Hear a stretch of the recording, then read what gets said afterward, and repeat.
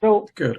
Given what we just learned from that survey that John talked about, should schools be that safe space for immigrant and refugee students? And what does such a space look like? Rachel and John? Happy to tackle that first, and just want to salute both Theo and John for some really inspiring words and resources. I believe that we should be creating safe and welcoming classrooms and schools for everyone, while also being attuned to the fact that things like immigration status and race and gender and many other things may factor into what that experience is like, that experience of feeling safe and belonging. And I think that's really important, because if what we're after here is making that culture of welcoming, of safety, of belonging a norm, then we have to be able to show how everybody benefits from it. And I think that is what will give us the ability to continue to be relentless about it. And I love seeing what's coming through the chat line of folks talking about how, we just have to keep at it and keep modeling these practices.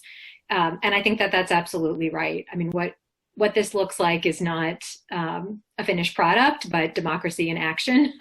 And democracy in action is about, continuing to model what we want the world to look like, so that we're replacing really terrible ideas with better ones, and just constantly are at the game of, making sure that everybody in a school feels safe, that we have leadership who reflects the community, both demographically, racially, in our values, and continuing to push to make sure that that everyone, truly everyone, can feel like they belong in our communities. John, what are the components of that safe and secure place for students to thrive? I think we need to think across different spaces that young people are in. Young people cannot feel safe in schools if they are not feeling safe going to and from schools, and if they're not feeling safe in the communities from which they're coming. So we need, as educators, certainly to model it, as Rachel was saying, civil and respectful interactions within classroom spaces, within school spaces. But we also need to ensure that young people and their families have safe passage to and from school.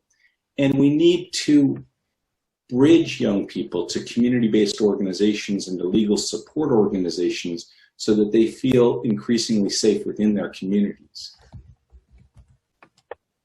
And why do we need this? What have you seen, Theo and Federico? Theo, you've traveled across the country. Federico, you've worked at so many different levels. What have you seen recently in terms of the stress, anxiety, and trauma that immigrant and refugee students and their families are experiencing? Briefly. Okay, if I can, what have I seen? I work with adults. I don't work with the K through 12 for the most part. So I work with a different population, but what I have seen is the fear among immigrant and refugee students of the future for their children. So they are withdrawn often in the class, and if you talk to them, it is because they fear not for themselves as much as for the future of their children. Assuming that they have children, many of the adults that I work with, of course, have children.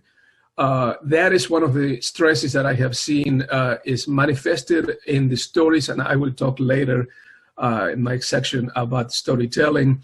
In the stories that the students tell, there is a great component of anxiety about their family unit being separated, being torn apart. The ones who are refugees have already been torn apart because half of the family is in their country of origin or still at a refugee camp somewhere. And they fear that through what is happening in this country, that they may be separated again from their children. Yeah, and I can add, interesting, Federico, that your students are adults and you see that. And I'm most connected with college-age undocumented students as well as kind of elementary and high school. And it's the flip side.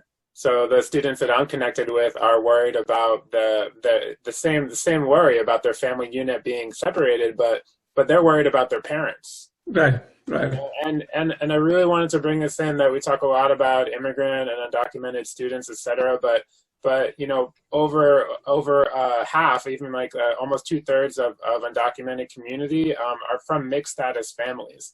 So there are a lot of U.S. citizen students who have undocumented parents and older brothers and sisters, and they are very much part of this conversation as well. And the mental health and well-being of someone in a mixed status family, I think it can be just as kind of distracting as impactful emotionally, even if you have papers and you're a citizen and you know your family members are at risk, than if you yourself are at risk as well. Yeah. So what is the role of educators then? What are some of your suggestions? And I'm going to direct this to you, Theo, but also to Rachel and maybe John. What can educators do to alleviate this kind of trauma? What is their role within the classroom and even beyond? What do you suggest for them to do to help?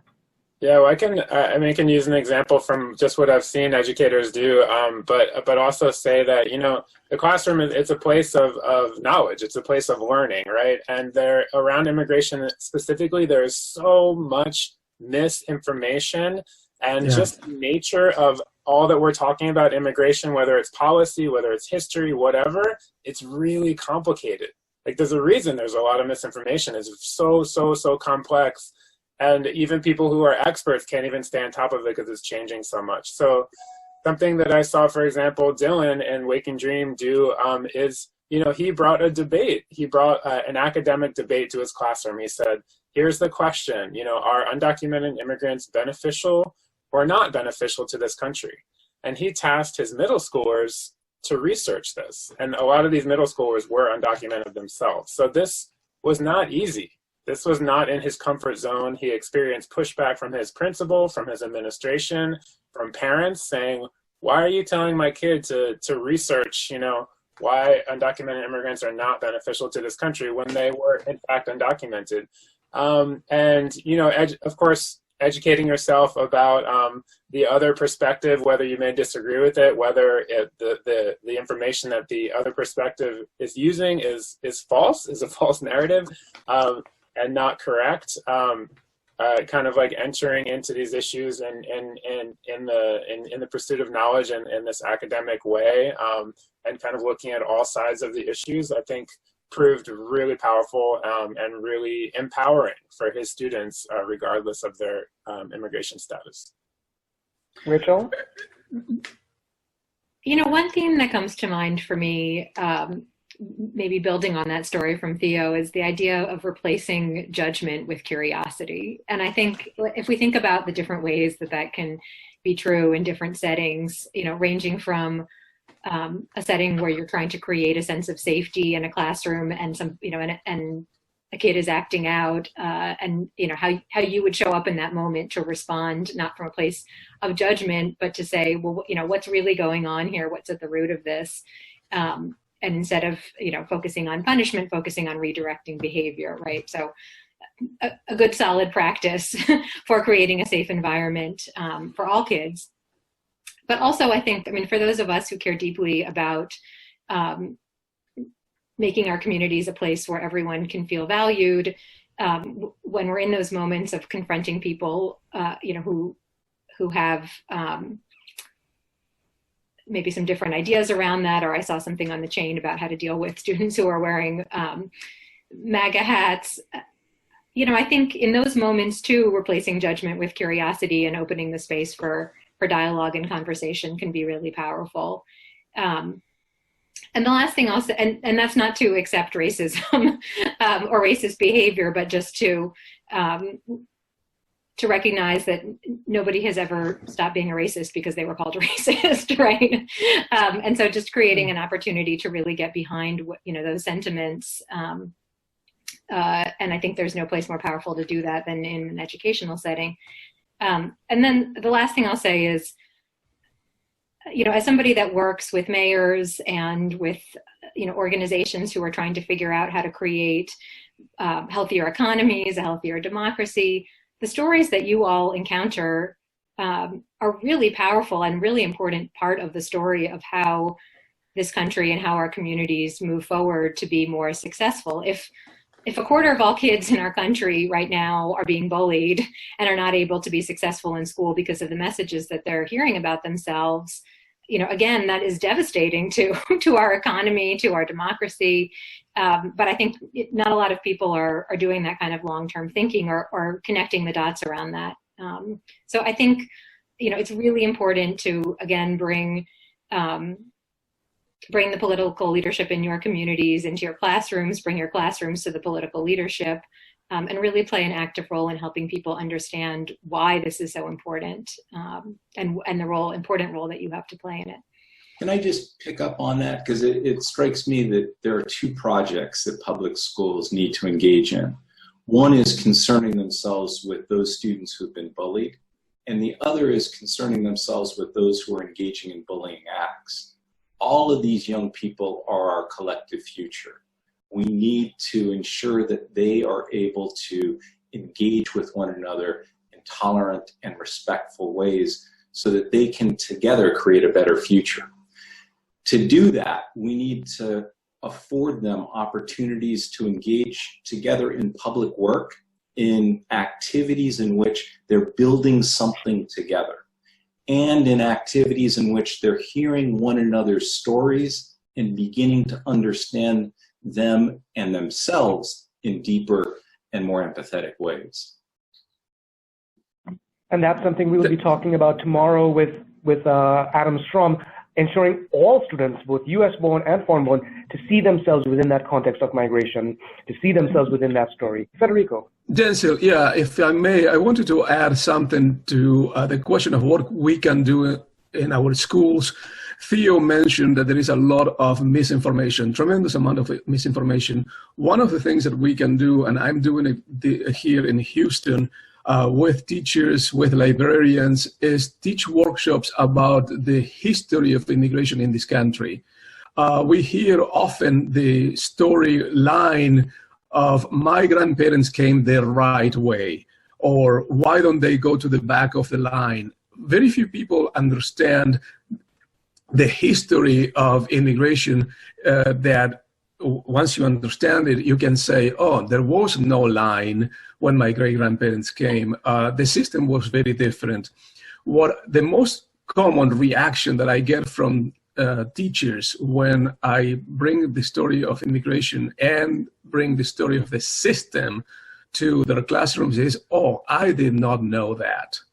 So there is a lot of misinformation because there is a lot of ignorance countrywide in all segments of the population about who we are as a nation of immigrants, what makes us a nation of immigrants, and what are the processes and the history behind that idea that we are a nation of immigrants. Thank you. Certainly. And so much rampant misinformation, so little understanding of the immigration system. And I've spoken about this in other webinars and presentations, we cannot ever underestimate how little the American public actually knows about immigration. Even immigrants themselves, beyond their own case, right, know very little of how complex it is. So in seeking to help immigrant students who are experiencing stress, on that one-on-one level, how do you manage to ensure that those students don't feel singled out? How do you navigate any sort of cultural barriers that you may encounter with mental health assistance, and just the sheer fear that immigrants have about talking about it today? Federico or Theo? Well, I can say I work a lot with undocumented college students, and undocumented resource centers they're more and more every day, and many communities across the country are trying to start them and trying to build them. And I can say the number one resource that I hear undocumented college students say that they utilize at colleges is mental health services. It's not, the financial piece. It's not the academic piece. It's those colleges that have the mental health services, because there are very few. Only the most resourced colleges have, a part-time or full-time mental health professional. And especially for college students, the stress, just purely as a college student, the stress is incredibly high. And then when you add all of the elements that come with being undocumented, and usually with having multiple jobs, and with your parents and family, et cetera, I could say that the stress on the mental health of undocumented college students right now is at a fever pitch. So it takes a lot of advocacy to get those mental health services, I think, at higher education, as well as in primary education. And of course, not always people aren't aware of the services, even if they are there. So, and then, you add on top of that, really the stigma of mental health in general in this country, and often kind of like, being seen as a weakness to go see a mental health professional or a therapist. So I think anything that educators can do to really break down those stigmas, offer those services, and create awareness around those services that do exist, and then advocate to get more of those services for immigrant communities would be incredibly beneficial. And as you say that, someone in the chat box commented that in early childhood environments, it's equally important to offer these opportunities to the parents. Yes. That's when you get out into the community. Federico. Well, I was going to add to what Theo said. Not only we need to let people know about the services, we also have to intervene because of the fear that many immigrants, particularly mixed families and undocumented immigrants, the fear that they have of being out of favor with the government if they use any services. They don't understand that they can use mental health services at school or the counseling services, and that does not count against their not using public services. They fear the fact that they will be deported if they will not be eligible for future residency if they have used public services. So they don't understand why services from one agency are okay, but from another agency are not, and financial aid may be okay in this state, but another state is not. That kind of fear is born out of the fact that the system is very complex and they don't understand. But I also wanted to mention, Theo works with college students. I work with college students, but they are refugees. And the refugees present a host of other issues. Talk about trauma. The refugees have significantly terrible stories to tell about why they are here and what happened in their countries. I was working with refugees from Syria last year, or earlier this year actually, and their stories of trauma are tremendous. So getting them to use services such as mental health, where they can feel that they can tell the story that they have been dying to tell or afraid to tell, it's something that we all need to make an effort so that they feel that they can use those services. And final two questions. Brandon has a burning question, which I'm sure a lot of other teachers have, which is, how do you identify immigrant students in your student information systems while protecting them from deportation? If I can insert at least an indirect response to that, I think that one of the critical challenges that educators face is that many young people are concerned about sharing their information and they don't know who to trust. Right. That raises the need to establish meaningful relationships, human relationships, so that young people have at least one adult at the school that they can trust. It also prompts us to think about who are on our staff. Do we have people of immigrant origin who are teaching at our school? Are we making efforts as a faculty to reach out to community-based organizations who then can have a presence at the school? So all young people feel like there are adults that they can trust and turn to.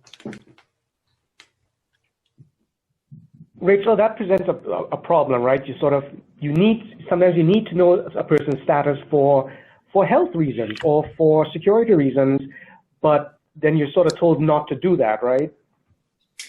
Yeah, and I want to share. What really is the best practice? Let me share here with everyone a tool that was put together by some educational organizations and United We Dream that really focuses around specifically how to support undocumented youth and how to navigate some of these tricky issues. So I really recommend going to that resource, which has a whole section around how to deal with information and just, reinforce again what John said. I think that there are the legal questions around this and how to protect information, and then there's the human question: how do we create a safe environment in those relationships? Excellent, thank you so much. And let's end this conversation. Thank you so much for making the time to do this. Federico will stay on for his module, but I want to thank Theo Rigby and Rachel Peric and John Rogers so much for making the time to prepare for this and to partake, to educate so many teachers around the country. Let's end on a positive note, put this all into context for us. Federico, you're talking about history. In just 5 to 10 seconds, give us one hopeful message to the teachers in this webinar when it comes to the heated and fearful climate around immigration today. What would your one hopeful message be? And can we start with you, Theo? I can say just for the past 15 years up until today, I'm just continually seeing the resilience and determination and ingenuity and entrepreneurship and just strength and beauty of immigrant communities every day. So that gives me hope for the future, for this country, and for our community. Rachel? And I would add to that also the strength and resiliency of allies to immigrant communities, which I know those of you on this call are, and just seeing the sheer number of you here makes me feel hopeful, along with the idea that, at the end of the day, even though this issue can feel extremely divisive, most Americans agree on values of love of family and wanting a better life for their kids. And so I think if there is a way to get us out of what seems like an intractable challenge, it's the very work that you're doing. So thank you for it. John? I'm convinced that given the chance, most young people in this country will embrace Thurgood Marshall's call. They're eager to reach out and feel freedom's possibilities. We just need to give them a chance. And Federico? Well, and I would say that in every turn of our history, with every wave of immigration, there have been voices against immigrants. There have been people who were negative. And yet, the word resiliency was used a number of times. Yet, we persisted. Immigrants were resilient. They worked hard. And the stories of immigrants today are no different. The context is different, but the stories are not different, so that through hard work, through resiliency, through working together, they will move ahead. And we have a better future. Thank you very much for that hopeful message. I think we all needed that. John Rogers, Rachel Peric, Theo Rigby, thank you so much for joining us today and for sharing all your insights. We really appreciate it.